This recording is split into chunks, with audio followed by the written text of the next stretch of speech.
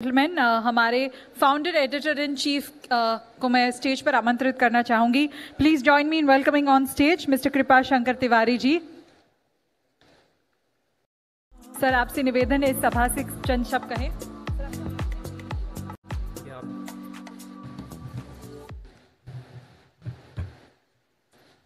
सबसे पहले मैं हृदय से आप सबको प्रणाम करता हूं। मेरे लिए पहले ही प्रतिबंध लग गया कि बस चंद मिनट के लिए, तो मैं एक ही 2 मिनट में अपनी बात समाप्त करता हूं। आज के समारोह की परम आदरणीय हमारी सम्माननीय मुख्य अतिथि महोदया, इस देश की आन बान शान और धर्म के प्रतीक जैसे राम लक्ष्मण का हम नाम एक साथ लेते हैं, वैसे टाटा बिरला का भी नाम एक साथ लिया जाता है। आदरणीय पद्म भूषण श्रीमती राजश्री बिरला जी, देश के सुप्रसिद्ध उद्योगपति, और जितने बड़े उद्योगपति हैं उससे बड़े कवि हैं, आपने देख भी लिया। आदरणीय नादिर गोदरेज साहब, और राष्ट्रीय अंतर्राष्ट्रीय स्तर पर अपने बैंकिंग जगत में एक धाक रखने वाले दीपक पारेख साहब, और इस अभियान के आधार स्तंभ, हमारे प्रेरणा स्रोत, इसके प्राण तत्व हैं आदरणीय श्री शैलेश हरभक्ति जी, मनोज साहब, सबको मैं हृदय से प्रणाम करता हूं।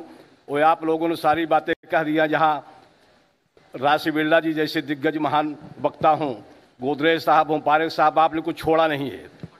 तो मैं क्या कहूं, मेरे लिए खुद ही ढूंढना पड़ रहा है विषय में क्या कहूं। इसमें केवल इतना ही कहूंगा कि 25 वर्षों का जो विजन हमारे प्रधानमंत्री नरेंद्र मोदी जी ने रखा है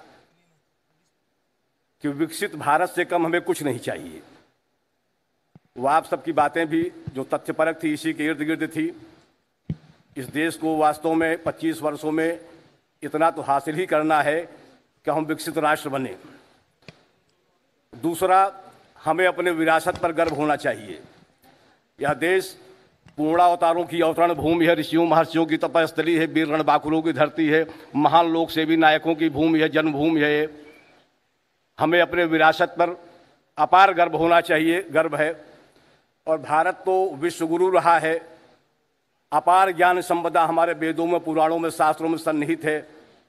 ज्ञान विज्ञान ही भारत के गुरुत्व का वैश्विक आधार रहा है। भारत यदि विश्वगुरु रहा है तो हमारी जो ज्ञान और विज्ञान की संपदा रही है, यही उसका मुख्य आधार रहा है। और एक बार फिर मैं देख रहा हूं कि भारत उसी ज्ञान विज्ञान के आधार पर पूरे साहस के साथ, पूरे आत्मविश्वास के साथ, और अतीत का जो गौरवशाली हमारा अपना एक सम्मानजनक आचरण रहा है, उसको अपनाते हुए आगे बढ़ रहा है। और संसार में सबसे बड़ी चीज चरित्र की होती है। भारत में चरित्र की पूजा होती रही है। यहाँ राम का चरित्र, कृष्ण का चरित्र पूजा गया है। और भारत विश्व मंच पर सदैव से, सदियों से, कोई 10, 20, 50 वर्षों की बात नहीं है, एक बहुत बड़ी भूमिका निभाता आया विश्व कल्याण में। हम तो वसुधैव कुटुंबकम के उपासक हैं, साधक हैं, पोषक हैं।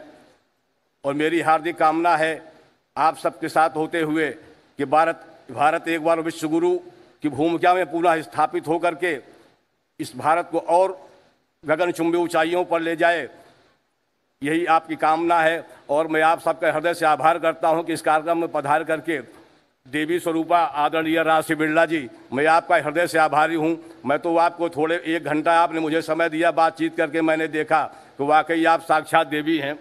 और इस कार्यक्रम में पधार करके आपने वाकई बहुत बड़ा हम लोगों को आत्मिक संबल प्रदान किया है। इसके लिए हम हृदय से आपके आभारी हैं। गोदरेज साहब, पारेख साहब, शैलेश हरभक्ति जी, और देखिए हमारे ज्ञान मूर्ति बैठे हुए हैं, जीवन वाजपेयी साहब, आप भारत सरकार के सेबी और LIC के चेयरमैन रहे हैं। आप जैसे विद्वान के सामने मैं क्या बोल सकता हूँ, समय भी कम है और ज़्यादा धृष्टता होगी। मैं सबको हृदय से प्रणाम करते हुए यहाँ उपस्थित सारे देवियों और सज्जनों को आपके प्रति आभार व्यक्त करता हूँ, धन्यवाद देता हूँ।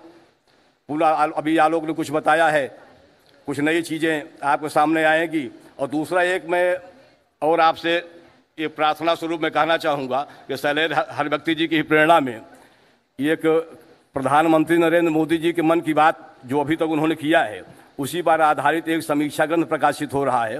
और देश के विविध क्षेत्रों को जो शीर्षस्थ लोग हैं, आप जैसे लोग, सबके उसमें आले के साथ आलोचनाएं, समालोचनाएं भी आ रही हैं।